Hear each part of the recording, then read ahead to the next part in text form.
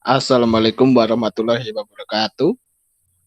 Di sini saya akan mempresentasikan tugas pembuatan startup yang akan dibantu oleh rekan saya, Ramadan, dan saya sendiri adalah Yosi Satria Wibawa. Oke, langsung saja kita masuki ke profil usaha. Next. Di sini ada identitas usaha. Nama usaha yang akan saya dirikan adalah Opak Gambir Khas Wlingi yang bergerak di bidang usaha oleh-oleh. Jenis produk ini adalah makanan ringan. Saya sertakan alamat usaha saya yang berada di Jalan Mastrip nomor 83, Wlingi, Blitar. Dan alamat email saya yang tertera di PPT ini. Silakan disimak terlebih dahulu. Kemudian ada tanggal pendiriannya. Tanggal pendiriannya masih belum karena ini masih berupa startup. Oke, next. Untuk visi dan misi perusahaan, di sini ada yang pertama yaitu visi perusahaan. Visi perusahaan adalah menyediakan makanan ringan khas daerah Wlingi, Kabupaten Blitar menjadi yang terbaik. Dan misi perusahaan yang di sini saya menjadi 3. Yang pertama ada menjalin kemitraan. Di situ ada salah ketik ya, selanjutnya menjalin kemitraan. Untuk menjadi usaha yang besar di daerah Wlingi Blitar, tentunya oleh-oleh khas berupa opak gambir ini harus bekerja sama dengan toko oleh-oleh di daerah Wlingi dan Kota Blitar sebagai bentuk pengembangan usaha yang akan dilakukan. Bukan hanya itu saja, bentuk kerjasama yang dilakukan juga terhadap masyarakat di sekitar rumah produksi. Hal ini dilakukan untuk mengurangi jumlah pengangguran di daerah Wlingi ini. Untuk yang kedua ada memproduksi produk olahan berkualitas. Memproduksi jajanan yang berkualitas, produk ini akan menjadi konsentrasi dalam hal persaingan pasar. Standar yang digunakan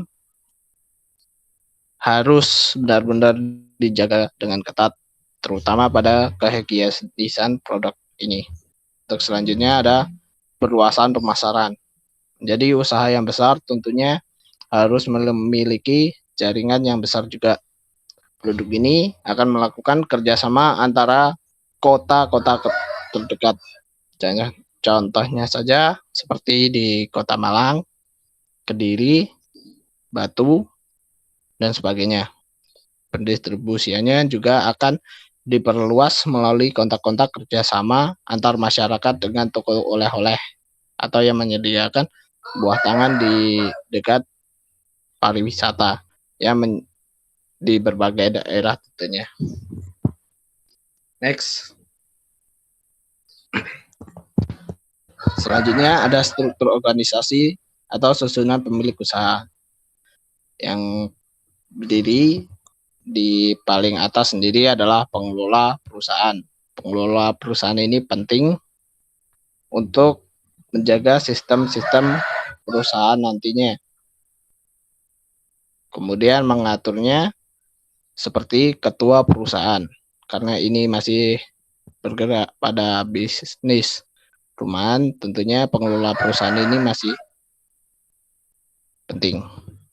Untuk selanjutnya di bawahnya pengelola perusahaan ada pencatatan keuangan. Pencatatan keuangan ini penting untuk mencatat segala pemasukan dan pengeluaran sebagai bentuk nantinya pencatatan keuangan ini akan mengatur juga keuangan pemasukan dan pengeluaran perusahaan. Dan di sebelah kanannya pencatatan keuangan ada pemodal bisnis. Pemodal bisnis ini dia yang akan membantu perekonomian untuk home industry ini. Pemodal bisnis juga akan mendapatkan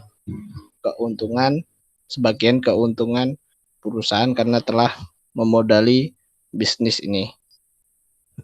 Oke, selanjutnya di bawahnya pencatatan keuangan ada pemasok. Pemasok ini dia yang bertugas membuat produk opak gambir.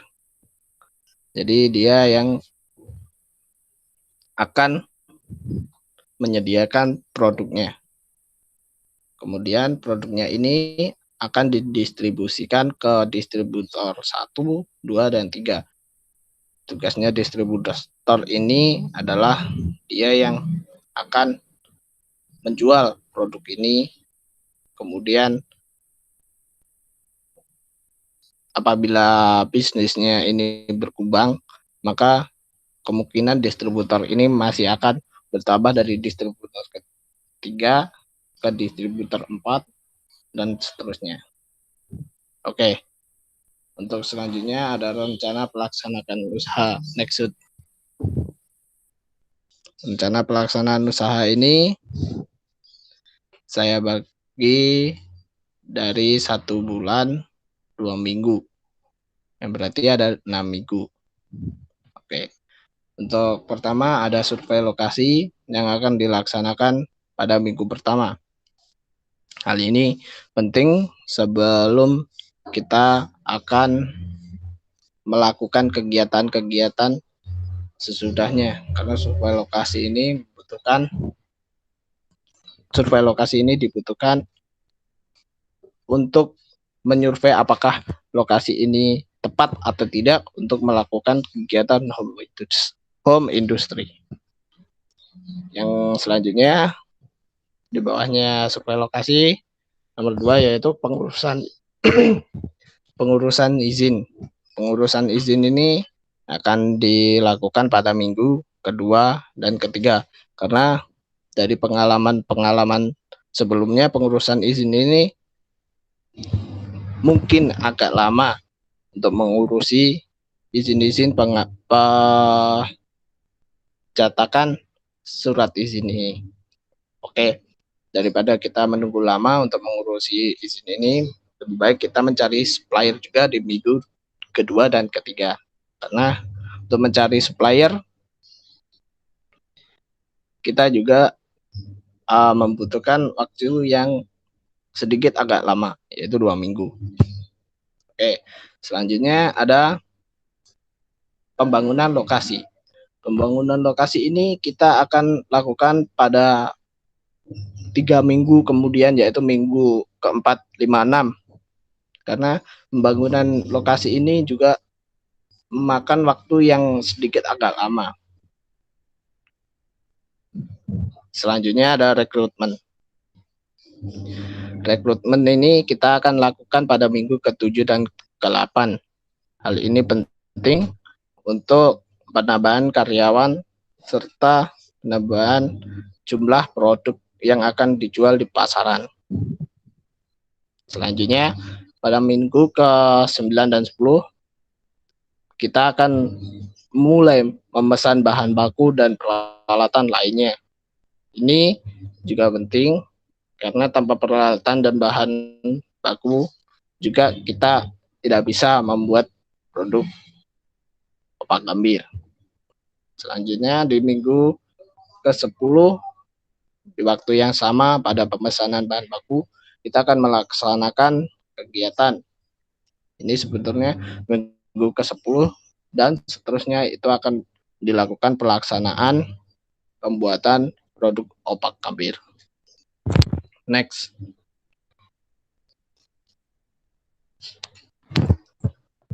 Untuk selanjutnya ada gambar produk opak gambir. Ya, ini adalah jenis opak gambir kembang. Kita biasanya menyebut ini di desa itu opak gambir kembang. Sebetulnya masih ada jenis opak gambir lainnya, yaitu opak gambir. Salah satunya opak gambir roll. Kemudian ada bahan-bahan yang harus digunakan untuk membuat opak gambir ini. Ini saya dapatkan dari resep nenek saya, yaitu ada 300 gram tepung beras, yang kedua ada 50 gram tepung sagu, 150 gram gula pasir, 1 butir telur ayam, 65 gram margarin yang telah dicairkan, kemudian ada setengah sendok makan garam, vanili secukupnya, dan 2 sendok makan wijen. Next. Untuk selanjutnya kita akan memasuki analisis SWOT. Jadi analisis SWOT ini ada kekuatan, strength, kelemahan, weakness, peluang, opportunities, dan ancaman, threats. Kita akan memulainya dari kekuatan dulu. Kekuatannya, dibanding dengan produk oleh-oleh lainnya, produk opak gambir ini telah ada sejak nenek moyang kita lahir. Hal inilah yang bisa menjadi para orang-orang menjadi terkenang kembali pada masa lalunya, yang menyenangkan tentunya, ketika jajanan masih belum sebanyak di masa ini. Oke, untuk selanjutnya ada kelemahan, weakness. Kelemahan pada produk ini adalah produk ini tidak tahan lama. Apabila penyimpanannya baik, produk opak gambir ini hanya bisa bertahan beberapa bulan saja, selama kemasan opak gambir ini tidak bocor atau tidak berlubang. Selanjutnya ada peluang, opportunities. Pembuatan opak gambir berbagai rasa ini saat ini sudah jarang sekali pembuatannya. Meskipun rasa dari opak gambir ini sangat disukai oleh orang-orang milenial, namun menemukan produk opak gambir ini sudah sangat sulit sekali yang menjadikan bahan-bahan yang alami. Nomor 4 adalah ancaman. Ancaman didatangkan pada produk oleh-oleh lainnya yang bisa mengembangkan citra rasa yang begitu banyak.